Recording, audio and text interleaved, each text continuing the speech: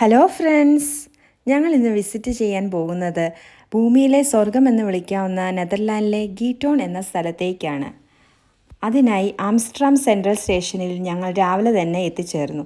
Ticket rate ഒരാൾക്ക് വരുന്നത് 50 യൂറോയ്ക്ക് മേലെയാണ്. 9 മണിക്ക് ശേഷമാണ് എന്നുണ്ടെങ്കിൽ റീജിയണൽ ടിക്കറ്റ് ലഭ്യമാണ്.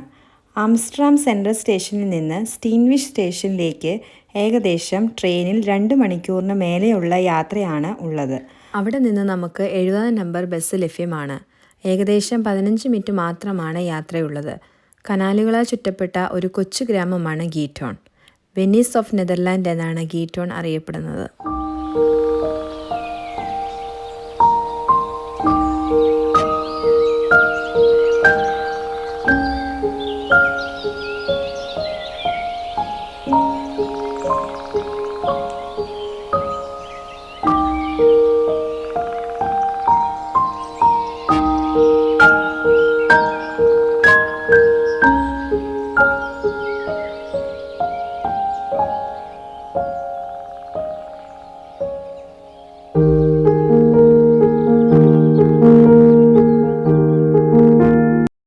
ഞങ്ങൾ ഗീറ്റോണിൽ പ്രധാനമായും ബോട്ട് യാത്രയാണ് പ്ലാൻ ചെയ്തത്. പലതരത്തിലുള്ള ബോട്ടുകൾ ഇവിടെ റെൻറ്റിന് ലഭ്യമാണ്. സ്ലൂപ്പ് ക്രാഗെ ബോട്ടാണ് ഞങ്ങൾ സെലക്ട് ചെയ്തത്.